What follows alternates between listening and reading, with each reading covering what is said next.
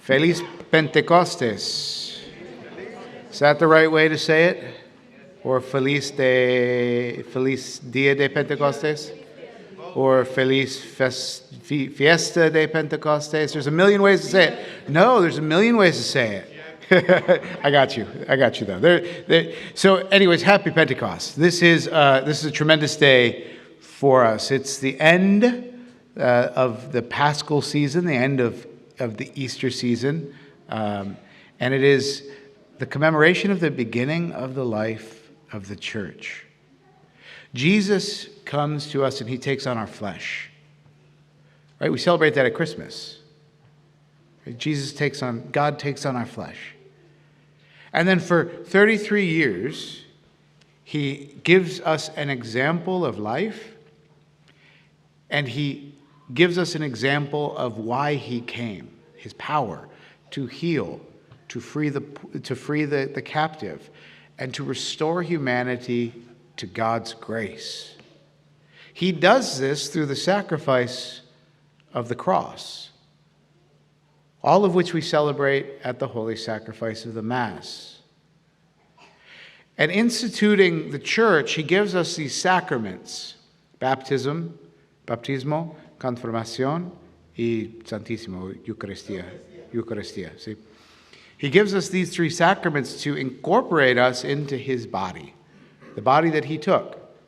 So divinity takes on humanity, right? And then our humanity joins with his divinity, and we are divinized. We belong where he is.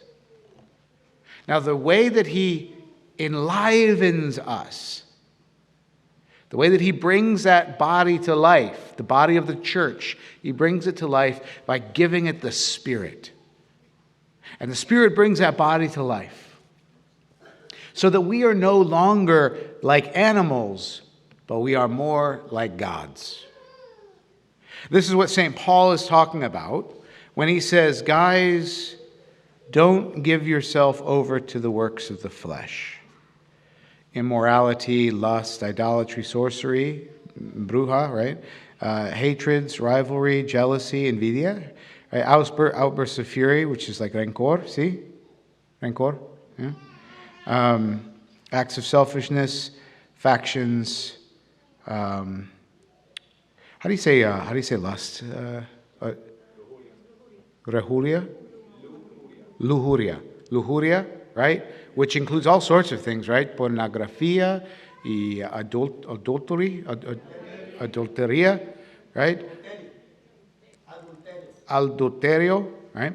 So there are so many ways that our flesh wants to sort of be like an animal, like a dumb animal, and just seek immediate pleasure. Just now. What do I want for me now? Selfishness, right? When your husband comes home and he's not real nice to you, and then your kids come home and they're not grateful. They come home from school, right? And you've been maybe cleaning the house, or maybe you've come home from work and the kids are making a mess and they're playing video games and you're cooking. And then your husband comes home and he just sits on the couch and opens a beer, and you're still cooking and cleaning after your own long day, and nobody says thank you. What do you want to do? Rancor. You want to yell. You want to lose your patience and be, why won't anybody say thank you to me?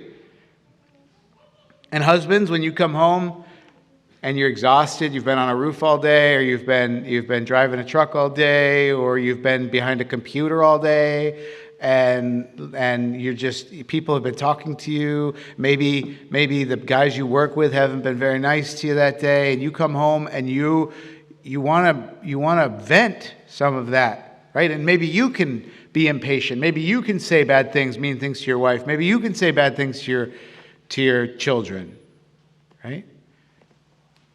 Kids, how scary is it really? You know, how uncomfortable is it when everybody in your house in the evening, when people are supposed to be together and family together, and everybody's unhappy? Mom and dad are unhappy. Mom and dad yell. Mom and dad fight with each other. Mom and dad don't understand that you've got a lot of energy and you're trying to play, and That's kind of scary, isn't it? It's kind of uncomfortable. It doesn't make for a joyful home, right? Moms and dads, I know you guys work hard. I know you work hard. But the thing that you should work hardest at is not responding to the flesh. I'm upset, I'm frustrated, I feel bad, I feel unappreciated, I'm going to lash out. We don't respond to the flesh, we respond to the spirit of unity that says, this is my family. I am so glad. I am so glad that I have to work hard to love my husband. I'm so glad that I have to work hard to love my wife. I'm so glad I have to work hard to teach my children how to be good men and women. Women who are worthy, women who will be worthy enough to be called a wife one day. Young boys who will be worthy enough to be called a husband one day. Moms, look at your sons. Would you dare inflict them on any poor girl? Right? Dads, look at your daughters. Are they noble and worthy? Do they behave in a noble and worthy enough way that you'd be proud to give them to someone to be called wife? Right? We have to look at these things this way. How do I behave? For me, do I live up? Do I live up to the noble calling of being a priest? Because y'all know sometimes I don't. And when I don't, it's because I'm living according to the flesh, the passions. I'm hungry, and you want something from me, so I tell you to go away. Right? In English, we have a phrase called hangry. Right? You know, angry and hungry, and you put them together, it's hangry. Very dangerous position to be in. You don't want to be around me when I'm hangry, right? But these are living according to the flesh. They don't bring unity. They don't bring joy. They don't bring peace. They don't bring happiness. They don't bring patience. They don't bring unity. They bring anger and impatience and sorrow and regret. Y'all, I do not feel bad about the things I did in the past that were good, that were spirit-filled. I feel bad today about the things I did in the past that were of the flesh. I remember back to those things when I lived according to the flesh, and I say, gosh, I wish I hadn't done that. Right?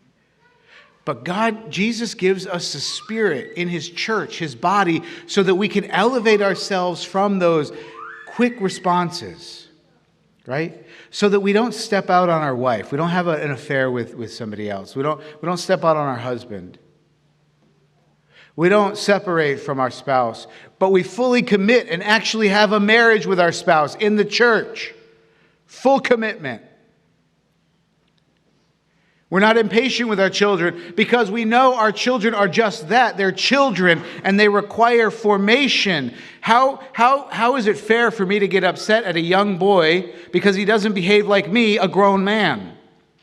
But it is my job to teach him how to behave like a grown man, so that one day when he is a grown man, he could be a good one. Dads, that is your job, man.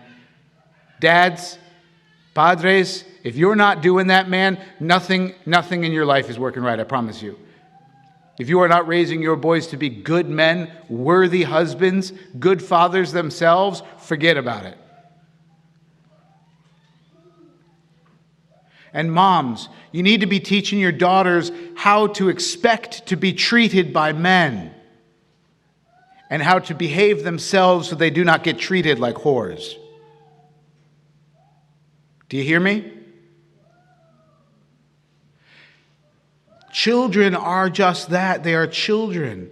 And if we hope for them, if we hope heaven for them, if we hope a happy life for them, we need to exercise the fruit of the Spirit of patience to take the time not to get mad, not to get impatient, but to teach them, yes, through discipline, yes, through punishment, yes, but not through impatience, not through anger, not through wrath or rancor, but patiently. Teach your sons how to be sacrificial, fighting, loving men. Teach your daughters how to expect that of men and not let men treat them unworthily. And teach them how to behave in a way that is worthy of the love of the man you hope they will one day marry. Children, you have to be obedient to your parents. I'm looking at these three back here. Where are these three parents? Where are the parents of these three? There's some there, some back there. Guys, thank you so much. Thank you for these three guys. They are so faithful. They're always here. They're always helping. I'm so grateful for them.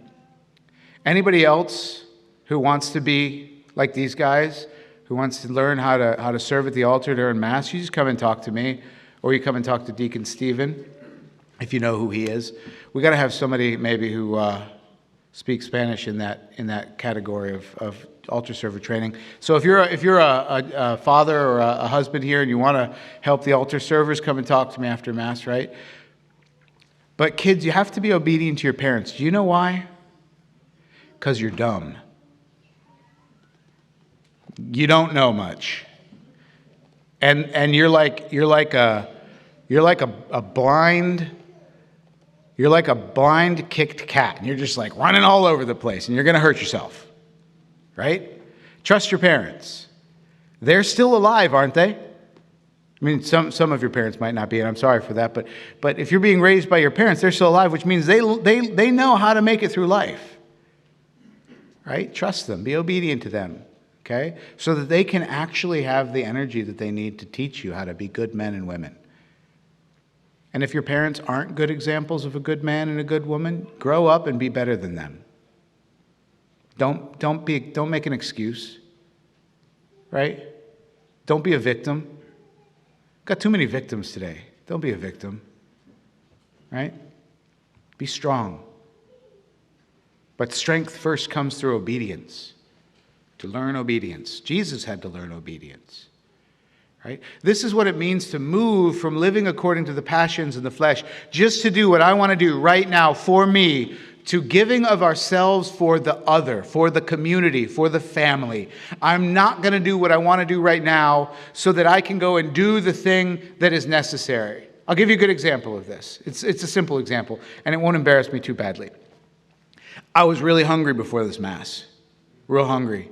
It's a late Mass. It's like 12:30. And it's a weird time, right? You either have lunch at like 11 so that you don't break the fast, or you have lunch at like 1:30 or 2 o'clock, right? That's tough. This is a weird Mass time. And I was out there, and I saw the food, and I started getting really, really, really, really hungry.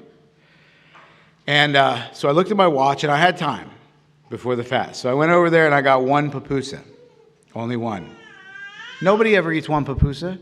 You got to eat like 2 or 3 pupusas. So I ate my one pupusa, and do you know what it did? It just made me more hungry. And my flesh was like, one more pupusa, get one more pupusa. My stomach was just crying out.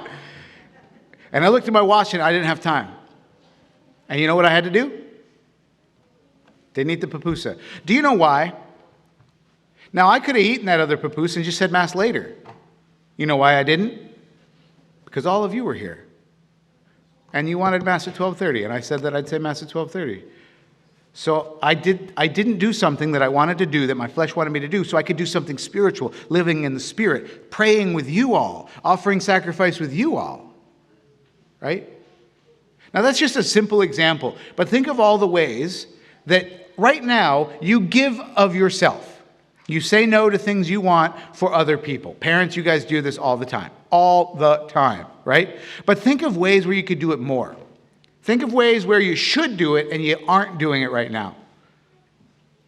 Denying ourselves, not living according to the flesh, but living according to the Spirit. What is the act of love? What is the act of charity? What is the act of patience? What is the act of strength? What is the act of mercy? What is the act of teaching, the act of compassion, the act of healing that I need to do right now, even though I want to be doing something else? That's where we need to live. We need to live right there, where we always look around and we say, even though I'd rather be doing something else, I'm going to do this. Right? A couple of these guys have been here all day long. Do you think they wanted to be here all day long? Nope. I can guarantee you they didn't, right? But they said yes and were obedient to their parents, and they came here. And their boredom, even though they didn't like it, their boredom was an act of generosity. An act of generosity. They could have been home playing video games. They could have maybe been so mean to their parents when they said, come to Mass at 7 o'clock in the morning and don't leave until late at night, that their parents just said, you know what, stay. I don't care. But they didn't. That was them overcoming their selfishness and saying yes, being obedient to their parents. That's what we have to do for each other. All the time, y'all.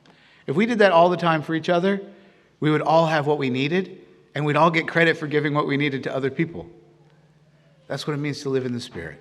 And so today, as we celebrate the coming down of the Holy Spirit and Pentecost that gives that life to God's church, let us ask the Holy Spirit not only to come into the church as a whole, but to come into each one of our hearts, so that we can live our own lives the way that the church lives her whole life in this world, constantly united to Christ, always loving her children, and bringing everybody who calls her mother home to heaven.